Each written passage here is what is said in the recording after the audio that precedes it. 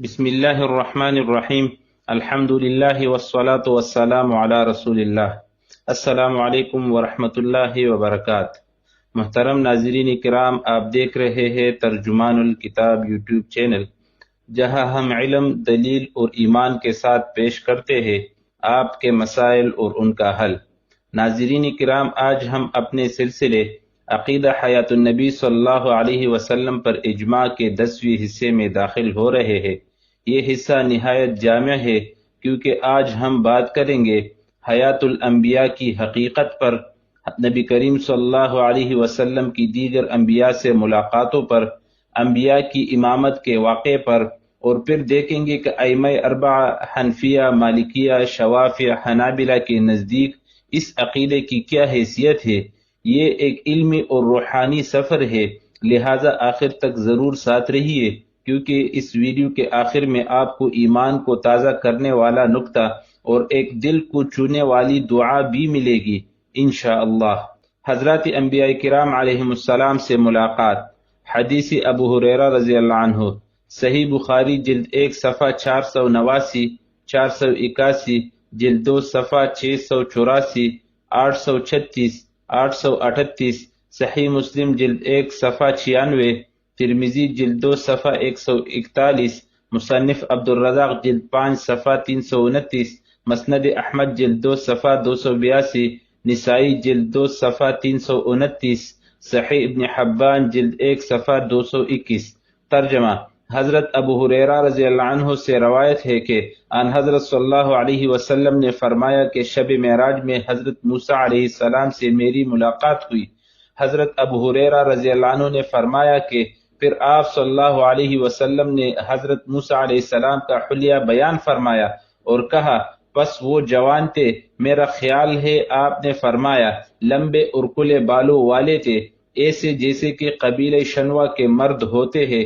فرمایا اور میں عیسیٰ علیہ السلام سے ملا، پھر آپ نے ان کا حلیہ فرمایا اور کہا، وہ چوڑے جسم کے سرخ رنگ تھے، ایسا محسوس ہوتا تھا کہ جیسے ابھی غسل خانے سے نکل کر آئے ہیں۔ اور میں نے حضرت ابراہیم علیہ السلام کو دیکھا اور میں ان کی اولاد میں سب سے زیادہ ان سے مشابہ ہوں۔ حدیث ابن عمر رضی اللہ عنہ، صحیح بخاری جلد 1 صفحہ 489۔ ترجمہ: حضرت عبداللہ بن عمر رضی اللہ عنہ سے روایت ہے کہ آن حضرت صلی اللہ علیہ وسلم نے فرمایا کہ شب معراج میں نے حضرت عیسیٰ، حضرت موسیٰ اور حضرت ابراہیم علیہ السلام کو دیکھا۔ پس حضرت عیسیٰ علیہ السلام تو سرخ رنگ، پرگوشت جسم اور چوڑے سینے والے تھے، اور حضرت موسیٰ علیہ السلام گندمی رنگ اور موضوع ساخت والے تھے، وہ ایسے تھے جیسے یعنی سوڈان کے طویل القامہ ہوتے ہیں۔ انبیاء کی امامت۔ حدیث ابو ہریرہ رضی اللہ عنہ، صحیح مسلم جلد 1 صفحہ 96، مشکات صفحہ 530۔ ترجمہ: میں نے اپنے آپ کو انبیاء کی جماعت میں دیکھا، پس اچانک کیا دیکھتا ہوں کہ حضرت موسیٰ علیہ السلام کھڑے نماز پڑھ رہے ہیں، اور پھر اچانک دیکھتا ہوں کہ حضرت عیسیٰ علیہ السلام کھڑے نماز ادا کر رہے ہیں، اور ابراہیم علیہ السلام کھڑے نماز پڑھ رہے ہیں۔ پس اتنے میں نماز کا وقت ہو گیا تو میں نے ان کو نماز پڑھائی۔ پس جب میں نماز سے فارغ ہوا تو کسی نے کہا کہ اے محمد صلی اللہ علیہ وسلم، یہ جہنم کے داروغ مالک ہے، ان سے سلام کیجئے۔ حضرت موسیٰ علیہ السلام کا قبر میں نماز پڑھنا۔ حضرات انبیاء کرام علیہم السلام اپنی قبروں میں نہ صرف حیات ہے بلکہ وہ نمازی تلذذ بھی ادا فرماتے ہیں۔ مندرجہ ذیل احادیث میں حضرت موسیٰ علیہ السلام کا اپنی قبر میں نماز پڑھنے کا ذکر ہے، چنانچہ حضرت انس رضی اللہ عنہ عن حضرت صلی اللہ علیہ وسلم کا ارشاد نقل فرماتے ہیں۔ صحیح مسلم جلد 2 صفحہ 268، مسند احمد جلد 5 صفحہ 59، 362، 365، مسند احمد جلد 3 صفحہ 148، 248، سنن نسائی جلد 1 صفحہ 242، کنز العمال جلد 11 صفحہ 518، حدیث 32386، تلخیص الحبیرہ جلد 2 صفحہ 126، الاحسان بترتیب صحیح ابن حبان جلد 1 صفحہ 216، تبع مکتبہ اثریہ شانگلہ ہل پاکستان۔ ترجمہ: حضرت انس رضی اللہ عنہ سے روایت ہے، وہ فرماتے ہیں کہ آن حضرت صلی اللہ علیہ وسلم نے فرمایا کہ میرا معراج کی رات حضرت موسیٰ علیہ السلام پر گزر ہوا تو وہ سرخ ٹیلے کے پاس اپنی قبر میں کھڑے نماز پڑھ رہے تھے۔ حیات النبی آثار صحابہ رضی اللہ عنہ کی روشنی میں، نمبر 1، مشکات صفحہ 154۔ ترجمہ: حضرت عائشہ رضی اللہ عنہا سے روایت ہے، فرماتی ہے کہ میں اپنے اس کمرے میں جس میں کہ حضور صلی اللہ علیہ وسلم مدفون ہے بلا حجاب داخل ہو جاتی تھی، اور میں سمجھتی تھی کہ ایک تو میرے شوہر ہے اور دوسرے میرے والد ماجد۔ پس جب ان کے ساتھ حضرت عمر رضی اللہ عنہ کی تدفین ہوئی تو اللہ کی قسم میں اس حجرہ میں حضرت عمر رضی اللہ عنہ سے حیا کی وجہ سے بغیر پردہ کبھی نہ جاتی تھی۔ اس حدیث کی وضاحت کرتے ہوئے حاشیہ مشکات میں ہے، حاشیہ مشکات صفحہ 154۔ ترجمہ: حیا من عمر کے الفاظ میت کی زندگی پر واضح دلیل ہے۔ اس پر علامہ طیبی شارح مشکات لکھتے ہیں، شرح طیبی جلد 3 صفحہ 416، ادارۃ القرآن کراچی۔ ترجمہ: علامہ طیبی نے کہا ہے کہ اس حدیث میں اس امر کی دلیل ہے کہ میت کا احترام بھی اسی طرح کیا جائے جس طرح کی زندگی میں کیا جاتا ہے۔ نمبر 2، خصائص کبریٰ جلد 2 صفحہ 281، الحاوی الفتاوی جلد 2 صفحہ 148، بحوالہ دلائل النبوہ زرقانی جلد 5 صفحہ 232-233۔ ترجمہ: حضرت سعید بن مسیب رحمۃ اللہ علیہ سے روایت ہے، فرماتے ہیں کہ واقع ہرہ کے دنوں میں حضور صلی اللہ علیہ وسلم کی قبر شریف سے اذان اور اقامت کی آواز سنتا رہا، یہاں تک کہ لوگ واپس آ گئے۔ شیخ الاسلام حضرت مولانا شبیر احمد عثمانی قدس سرہ لکھتے ہیں، فتح الملہم جلد 3 صفحہ 419۔ ترجمہ: بے شک نبی اکرم صلی اللہ علیہ وسلم اپنی قبر شریف میں زندہ ہے جیسا کہ ثابت ہو چکا، اور بے شک آپ صلی اللہ علیہ وسلم اپنی قبر میں اذان اور اقامت کے ساتھ نماز ادا فرماتے ہیں۔ عقیدہ حیات النبی اور مذاہب اربعہ۔ حنفیہ کرام، فضل اللہ بن حسین ترپشتی الحنفی رحمۃ اللہ علیہ، المتوفی 630 ہجری، المعتمد فی المعتمد باب 2 فصل 4 صفحہ 107، مطبعہ مظہر العجائب مدراس 1288 ہجری۔ ترجمہ: ان خصوصیات میں سے ایک یہ بھی جاننی چاہیے کہ آپ کے جسم مبارک کو زمین نہیں کاتی اور نہ وہ ریزہ ریزہ ہوگا، اور قیامت کو جب زمین شق ہوگی تو آپ کا جسم مبارک اپنی حالت میں محفوظ ہوگا، اور اسی وجود مبارک کے ساتھ آپ اور دیگر جملہ انبیاء علیہم السلام کا حشر ہوگا۔ اور صحیح حدیث میں آتا ہے کہ اللہ تعالیٰ نے زمین پر انبیاء علیہم السلام کے اجسام حرام کر دیے ہیں۔ پھر آگے فرمایا کہ انبیاء علیہم السلام اپنی قبروں میں زندہ ہے اور نماز پڑھتے ہیں، اور سب سے پہلے قبر مبارک سے ہمارے پیغمبر صلی اللہ علیہ وسلم اٹھیں گے۔ ملا علی قاری رحمہ اللہ، شرح الشفاء لعلی القاری علی ہامش نسیم الریاض فی شرح الشفاء جلد 3 صفحہ 499۔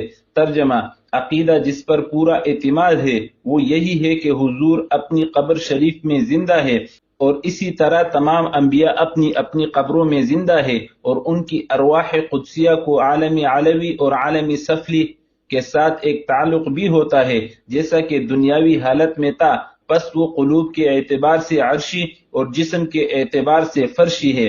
علامہ ابن حمام رحمۃ اللہ علیہ، المتوفی 681 ہجری، فتح القدیر جلد 2 صفحہ 336، 337، 339۔ ترجمہ: تم حضور انور کی قبر شریف کے سامنے ہو کر السلام علیکہ ایہا النبی ورحمۃ اللہ عرض کرو، اور یہ اس لیے کہ حضور علیہ الصلوۃ والسلام اپنی قبر شریف میں دائیں کروٹ قبلہ کی طرف رخ کیے ہوئے ہیں۔ پھر حضور انور سے شفاعت کرنے کی التجا بھی کرے اور کہے کہ یا رسول اللہ، میں شفاعت کے لیے سوال عرض کرتا ہوں۔ روضہ شریف میں درود شریف کے بعد اور قبر کے پاس پھر کثرت سے دعا کرے اور آنسو آ جانے کی حد تک جاری کرے، کیونکہ یہ قبولیت کی علامت میں سے ہے، اور چاہیے کہ روز اطہر کے مجاورین پر کچھ صدقہ بھی کرے، پھر روتا ہوا اور آپ کے قرب اقدس سے جدا ہونے کا غم ساتھ لیتے ہوئے واپس ہو۔ شارح بخاری علامہ عینی رحمۃ اللہ علیہ، المتوفی 855 ہجری، عمدۃ القاری شرح بخاری جلد 8 صفحہ 185، جز 16۔ ترجمہ: پورے اہل سنت والجماعت کا یہی مذہب ہے کہ قبر میں حیات اور پھر موت یہ دونوں سلسلے ہوتے ہیں، پس ہر ایک کو دو موتوں کا ذائقہ چکھنے سے چارہ نہیں، ماں سوائے انبیاء کے کہ وہ اپنی قبروں میں زندہ رہتے ہیں، ان پر دوبارہ موت نہیں آتی۔ علامہ عینی رحمۃ اللہ علیہ ایک اور جگہ لکھتے ہیں، عمدۃ القاری شرح بخاری جلد 8 صفحہ 185 جز 16، ترجمہ: یقیناً انبیاء کرام علیہم السلام اپنی قبور شریفہ میں مردہ نہیں ہوتے بلکہ وہ وہاں زندہ ہوتے ہیں۔ علامہ بدر الدین محمود بن احمد العینی الحنفی رحمۃ اللہ علیہ اللہ تعالیٰ کے اس ارشاد امت نتسنتین الآیہ کی تفسیر کرتے ہوئے ارقام فرماتے ہیں، عمدۃ القاری شرح بخاری جلد 8 صفحہ 185 جز 16، باب فضیلت ابی بکر علی سائر الصحابہ، مطبع دار الفکر بیروت، ترجمہ: دو موتوں سے ایک وہ موت مراد ہے جو دنیا میں آتی ہے اور دوسری وہ ہے جو قبر میں آتی ہے، یہی دو معروف و مشہور موتیں ہیں، اس لیے ان کو الف و لام حرف تعریف سے ذکر کیا ہے۔ ہاں، حضرات انبیاء علیہ السلام اس سے مستثنا ہے، وہ اپنی قبروں میں نہیں مرتے بلکہ وہ زندہ ہی رہتے ہیں، بخلاف دیگر مخلوق کے کہ حساب و کتاب کے بعد وہ قبروں میں وفات پا جاتے ہیں اور پھر قیامت کے دن وہ زندہ ہوں گے۔ امام ملا علی قاری رحمۃ اللہ علیہ المتوفی 1014 ہجری، مرقات طبع بمبئی جلد 2 صفحہ 209، ترجمہ: بے شک انبیاء کرام اپنی اپنی قبروں میں زندہ ہوتے ہیں یہاں تک کہ وہ سن سکتے ہیں اس شخص کو جو ان پر درود پڑھے۔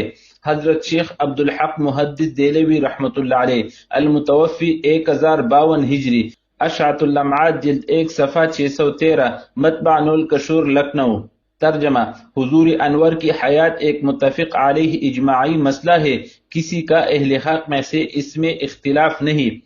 علامہ شرن بلالی رحمۃ اللہ علیہ المتوفی 1069 ہجری، مراقی الفلاح صفحہ 405، طبع میر محمد کراچی، ترجمہ: محققین کے نزدیک یہ طے شدہ ہے کہ حضور انور صلی اللہ علیہ وسلم زندہ ہے، آپ کو رزق بھی ملتا ہے اور عبادت سے آپ لذت بھی اٹھاتے ہیں۔ ہاں، اتنی بات ہے کہ وہ ان نگاہوں سے پردے میں ہے جو ان مقامات تک پہنچنے سے قاصر رہتی ہے۔ جو شخص حضور اکرم صلی اللہ علیہ وسلم کی زیارت کرنے کے لیے آئے اسے چاہیے کہ کثرت سے درود عرض کرے، کیونکہ آپ اسے خود سن رہے ہوتے ہیں اور دور سے آپ کو پہنچایا بھی جاتا ہے۔ علامہ تحتاوی رحمۃ اللہ علیہ المتوفی 1233 ہجری، تحتاوی صفحہ 405، طبع میر محمد کراچی، ترجمہ: آپ صلاۃ و سلام کو اس وقت خود سنتے ہیں جب قریب سے عرض کیا جا رہا ہو اور فرشتے اس وقت پہنچاتے ہیں جب یہ دور سے پڑھا جا رہا ہو۔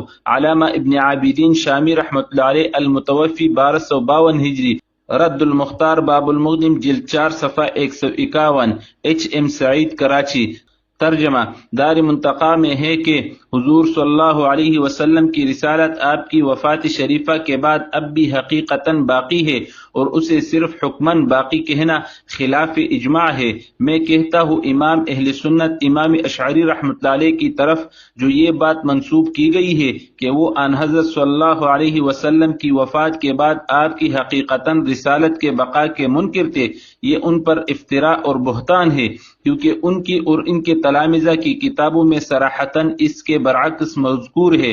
دراصل یہ بات ان کے دشمنوں نے ان کی طرف منسوب کر دی ہے، کیونکہ انبیاء علیہم السلام اپنی قبروں میں زندہ ہے۔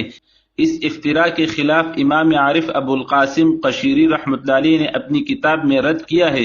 ایک دوسری جگہ لکھتے ہیں، رسائل ابن عابدین جلد 2 صفحہ 202، سہیل اکیڈمی لاہور، ترجمہ: بے شک منع یہاں انتفاع شرط کی وجہ سے ہے اور وہ یا تو وارث وجود صفت وارثیت کے ساتھ نہ ہونا ہے جیسا کہ حدیث اس کا تقاضا کرتی ہے، اور یا وارث کی موت کا نہ ہونا اس بنا پر کہ انبیاء اپنی قبروں میں زندہ ہے جیسا کہ حدیث میں وارد ہے۔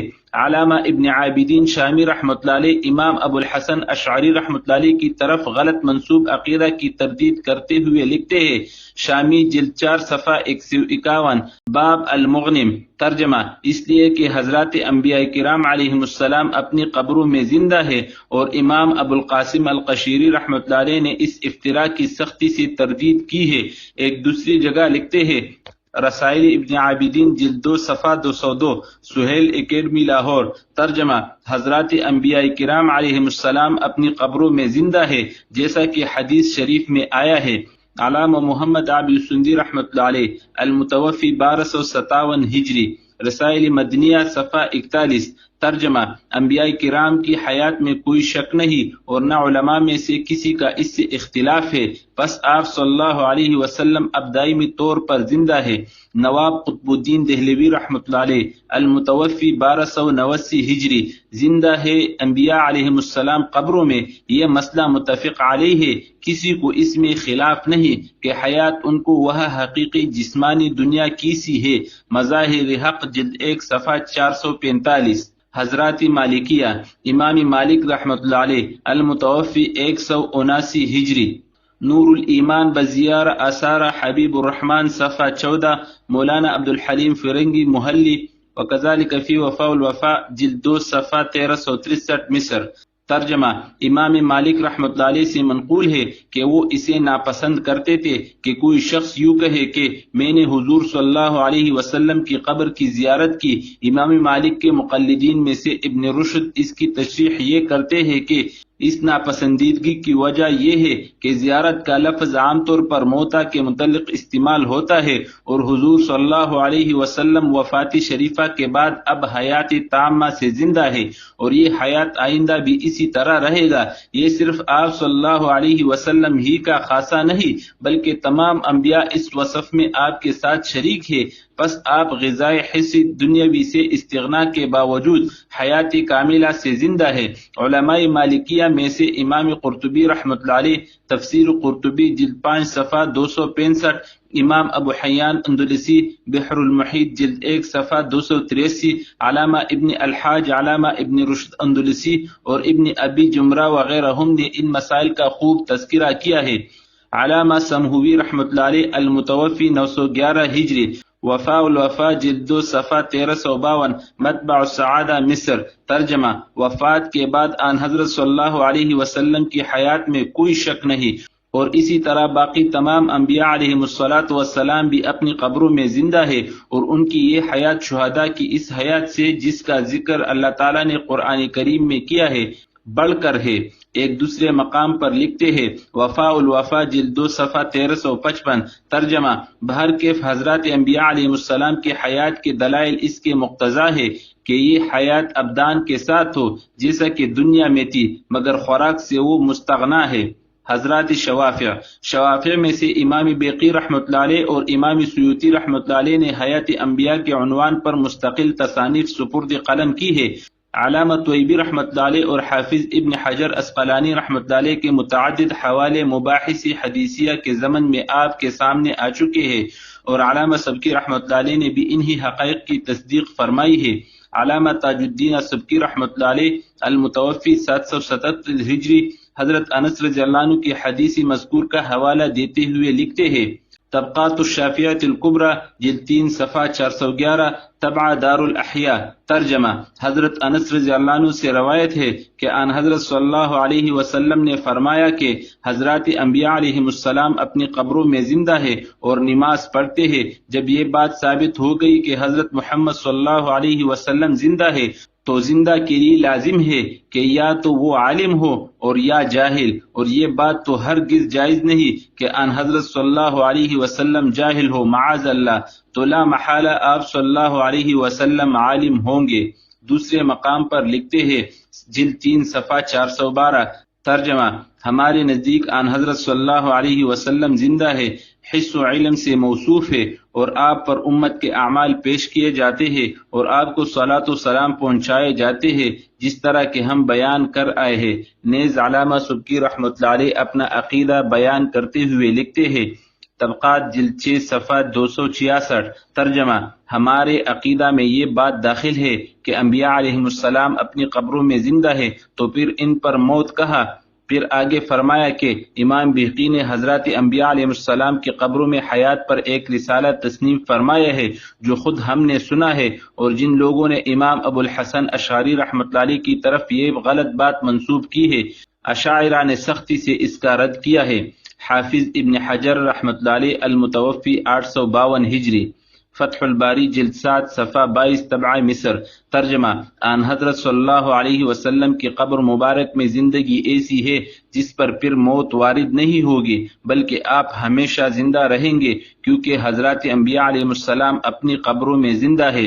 ایک دوسری جگہ لکھتے ہیں، فتح الباری جلد 6 صفحہ 488، دار النشر الاسلامیہ لاہور۔ ترجمہ: اور جب نقل کے لحاظ سے ان کا زندہ ہونا ثابت ہے تو دلیل عقلی اور قیاس بھی اس کی تائید کرتا ہے، وہ یہ کہ شہداء نص قرآن کی روح سے زندہ ہے، اور حضرات انبیاء کرام علیہم السلام تو شہداء سے اعلیٰ و افضل ہے، تو بطریق اولا ان کو حیات حاصل ہوگی۔ حضرات حنابلہ، ابن عقیل رحمۃ اللہ علیہ، الروضۃ البہیہ صفحہ 14۔ ترجمہ: حنابلہ کے مشہور بزرگ ابن عقیل رحمۃ اللہ علیہ فرماتے ہیں کہ حضور انور صلی اللہ علیہ وسلم اپنی قبر شریف میں زندہ ہے اور نمازیں بھی پڑھتے ہیں۔ اللہم اجعلنا من الذین یحیون علی سنت نبیک صلی اللہ علیہ وسلم ویموتون علی محبتہ، آمین۔ آج کا سوال: کیا ہم واقعی نبی کریم صلی اللہ علیہ وسلم کو زندہ و حاضر رہنما مان کر ان کی سنت کو اپنی زندگیوں میں زندہ کر رہے ہیں؟ اپنی رائے کمنٹ میں ضرور لکھیے، اور اگر ویڈیو پسند آئی ہو تو لائک، شیئر اور کمنٹ ضرور کیجیے، اور ترجمان الکتاب کو سبسکرائب کرنا ہرگز نہ بھولیے تاکہ یہ روشنی مزید دلوں تک پہنچے۔ جزاکم اللہ خیرہ، والسلام علیکم ورحمۃ اللہ وبرکاتہ۔